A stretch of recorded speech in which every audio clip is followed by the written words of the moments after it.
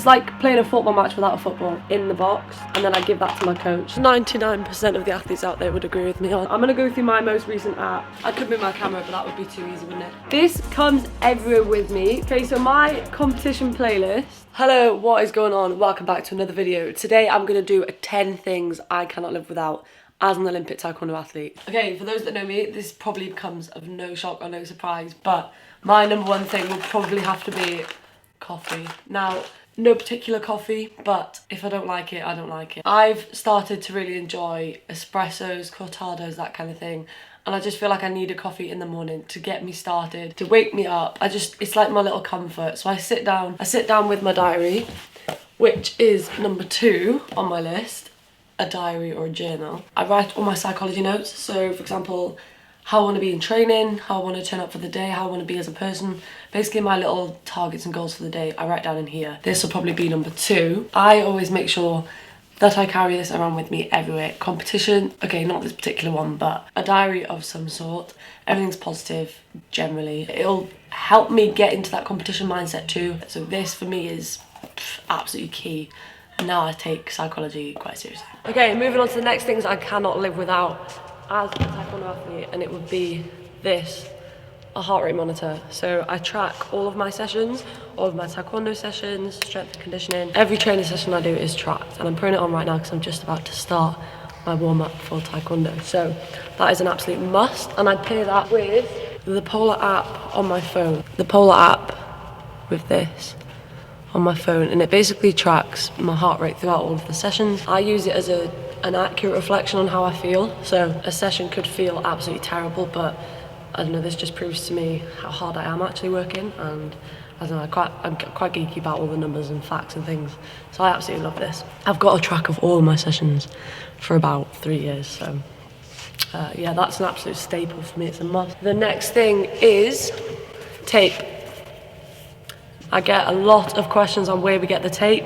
We used to get it from Fit for Sport, I know that much, but I think we've switched recently. This one's called Strap It. This is an absolute must. I did go through a phase of trying not to rely on tape, but I was just picking up injuries left, right and centre. So this is a staple for me. Training sessions, sparring sessions, especially competitions, this is an absolute must because of my ankle injuries. So now I'm only down to taping ankles. I used to tape a lot more other joints. That comes with me everywhere. Next we have, and only as of recently, brand new shoes. Trainers' shoes are now a must. With my injury frequency and kind of the weight bearing nature of our sport, I've invested in some shoes that now will come with me absolutely everywhere. I do take them abroad anyway, like I take a pair of shoes or trainers abroad, training and competitions, because we're never too sure what equipment's out there, so at least I know I can get a run in, or if I'm skipping outside or whatever, we never know what surface we're going to be on.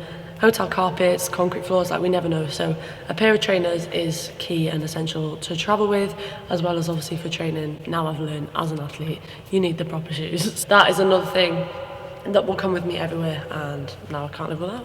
So if I have a session and I've got rest times or something like that, I'm quite particular about making sure I do meet that rest rather than just letting time pass and kind of not being efficient with it. So I've got a watch on, which I use, and I use it during sessions just for the timer. And obviously so I can leave my phone, because I don't like having my phone on me in sessions other than for the Polar app, which makes this thing perfect because I can set my timer, I'm not distracted, I can turn off the notifications, all that kind of thing, and it keeps me undistracted for my sessions. So I do wear my watch every day, less so to track calories and steps and all that kind of thing, and more so for practical things such as the timer, alarms. I get little notes for mindfulness. I know that might sound sad for a lot of people, but get a few reminders to just breathe and take a moment. My watch is another essential, I believe probably 99% of the athletes out there would agree with me on: headphones. I'm setting you up on the treadmill because I'm about to start my session. I feel like 90% of the population can relate to me with this one.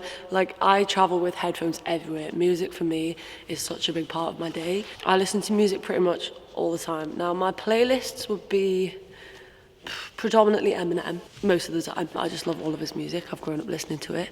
But I have an appreciation for any music, so I don't really follow artists or genres. I kind of, if I like the song, I like the song, and it's going in my playlist. So I couldn't tell you who writes songs, I couldn't tell you who sings songs. If I like the song, it is what it is. It's going in my playlist. I always use them sometimes as well, I'm not even lying. I put them in sometimes to make it look like I'm listening to music. So if I want to be antisocial for a bit, or I just don't want to speak to people for, I don't know, 10 minutes, I'll put my headphones in and pretend that like I'm not part of the world. Just kind of sink away and, I don't know, be in my own little world for 10 minutes. They're great for noise cancelling and good for keeping me focused. Hello, right, I'm in the kit room. I've just finished training, Bob's in the way. I could move my camera, but that would be too easy, wouldn't it? Another thing I cannot live without as a Taekwondo athlete would be, obviously, pads. Now, not just pads.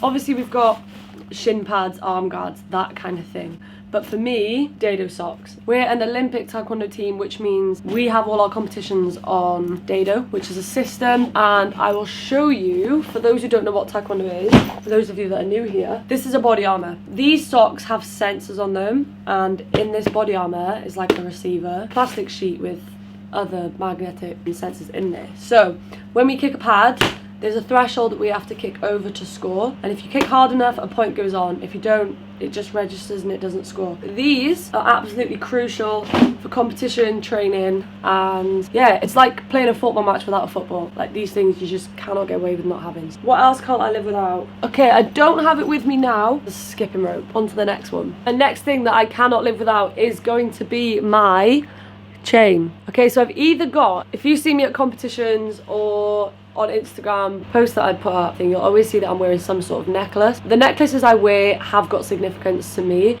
It's either this chain with my mum's ring on it. So I've got a ring that my mum gave me. My sister's got one that's been passed down from my nana, and obviously they're just rings within the family that we keep. Quite sentimental, I mean a lot to us as a family. I started taking my ring to competitions with me, so I don't have it on the chain all the time, I keep it safe. But if I haven't got this on, I've usually got a silver cross, and that for me is just a reminder of the family that we've lost, and it's just kind of a thing to, it's my little thing to know that they're always with me and they're always present, like wherever I am in the world. And more so with my mum's ring now, I take it ringside with me at competitions. My coach has a little gum shield box, I'll show you now. So this gum shield box, or a blue one, or one of similar, looks the same. I'll take my gum shield out for a competition just before I'm going to fight, and then I'll put my ring in the box, and then I give that to my coach. That for me is like, I'm always taking my mum, and because it's been passed down for generations, I'm always taking my mum and my nana. They're always there, like my family's always there with me ringside. I like to, I don't know, that's kind of my thing. It's just tradition, it's what I've done for ages. It makes me feel, I don't know, comfortable. It's one of them things that I like to do. I cannot live without my sentimental jewellery.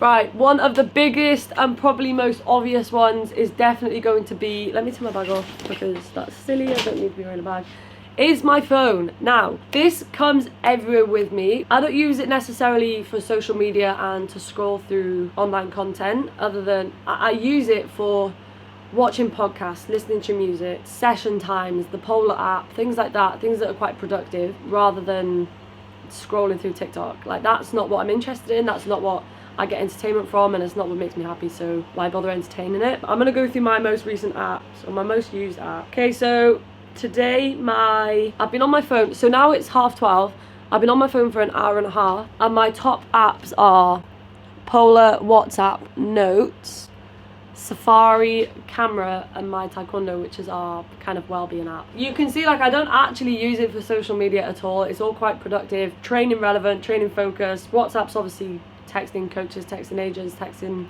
people, that kind of thing. Polar, obvious, just training, and yeah, Notes. Yesterday's was Safari, Spotify, Polar, WhatsApp, YouTube, Food Sorcery, that's where I work. Yeah, a lot of my time on my phone is quite productive.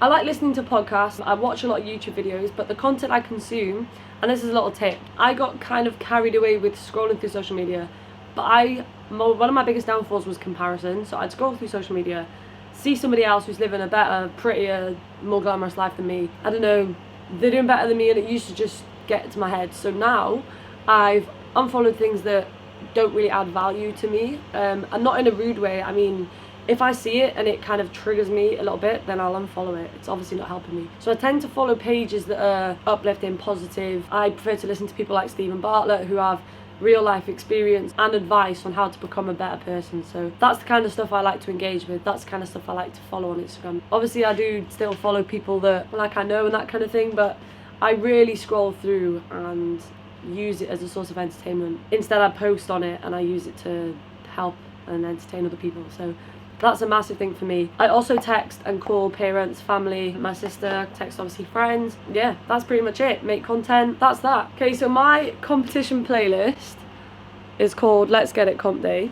And it's a mix of songs that I've had on my playlist from probably a young age. I don't actually go on this until competition day, because sometimes if I play the same songs over and over again, they just lose meaning and they don't get me like as pumped as what they would on competition day. So this playlist I don't touch until competition day. When those songs are played again, I proper get in the zone and it affects me the same way as it did 3 or 4 years ago. My playlist, it doesn't include specific people, genres.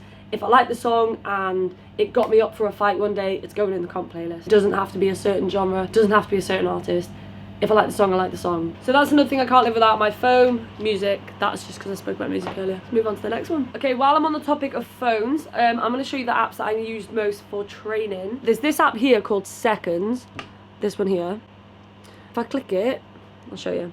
It's got all my timers on it. I use it predominantly for conditioning sessions. I've got the pro version so I can actually set my own sessions, and it looks like this. This isn't sponsored, by the way. I've just used it pretty much all my career. This is a session I've done recently, so we've got 30 seconds on, 10 seconds off, 30 seconds on, 10 seconds off, and you can customize it to however long you need, 3 minutes active recovery, keep going. That for me is very handy because my interval sessions are not always 10 on 30 off, 10 on 30 off for 30 minutes, like they're not like that. They chop and change all the time, so like you saw there was 3 minutes of active recovery, and that's just one session in so many. So that helps me to plan and prepare for sessions that are like quite unpredictable. Obviously I don't have to keep going back and forth for a timer. I can just let it go.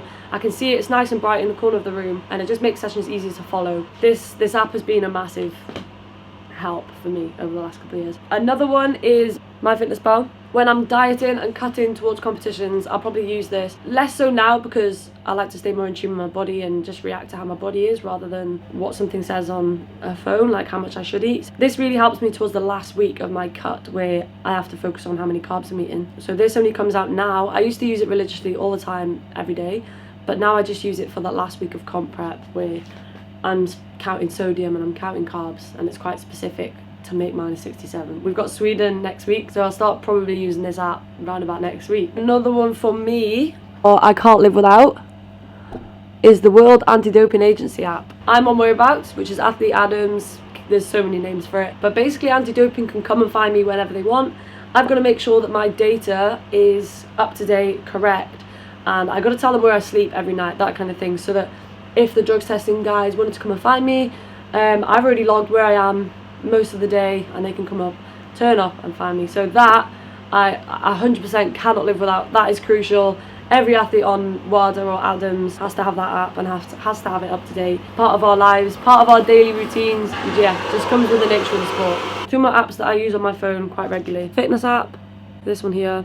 I use this one just to keep up to date with my activity levels. Probably not on a training day because I obviously exceed a lot of the training targets, training Taekwondo and S&C, but I kind of use it more on rest days. I don't want to get too lethargic on rest days, so I like to keep my steps at around 10,000. On a Saturday or Sunday if I'm not running, it just gives me a goal and a target to get 10,000 steps in, just so I've done some sort of active recovery, or, you know, get out for 10 minutes, 20 minutes, whatever, just to clear my head, get some headspace, get some outside, like that kind of thing. So that app keeps me motivated on days where I've not got much going on, or I feel a bit lazy and lethargic, and I think, okay, let's set 10,000 steps as a goal today and we'll just go for a walk. I also find it quite cool just looking at the stats and geeking out on all the stats. I'm one of them, I just love data, and this app is pretty cool for me. So that's linked to my watch. Not sponsored, just something that I like to use every day. And finally, most used apps on my phone would be the GB Taekwondo app. So we have an app that's designed specifically for us guys. So I fill it in every morning and sign in and out of every session as well. So if I've got a Taekwondo session, I'll sign in on my phone, and then at the end of the session, I'll sign out, give it an RP scale on a scale of 1 to 10, and then that gets fed back to the coaches and the staff here. In the morning, I'll probably do the same, but it's like a well-being thing. So you fill out how fatigued you are, how tired you are, if you slept well, that kind of thing. So just a little point of communication for us and our coaches to see where we're at, and see if anything needs to be adapted or changed throughout the week. So that's quite a handy tool, and definitely something I cannot live without on a daily basis, or I might get kicked out. That's just something, little personal admin, athlete admin that has to be done every day. Yeah, that's that. Okay, that is the end of this video. Oops. I thought my mic wasn't on again, then that would have been tragic. That is the end of this video. A massive thank you for watching. I hope you enjoyed it. It ended up being probably more than 10 things, but I got a bit carried away. And I found a few more things that I thought were quite interesting, and I definitely couldn't obviously live without. So I might do another one of these, because there's definitely plenty more like that I've thought of since filming. Things that I just use day to day that I've thought, I definitely can't live without that. I probably should have included that. So I'll probably do another one of these. Hope you enjoyed it. Myprotein have a massive sale on right now. Drop down, have a look at the link in the description below. Use my code LaurenTKD and you get a discount off anything that's not already on sale, I think. But they have a massive sale on now anyway. So head down below, go and check them out, and I'll see you in the next one.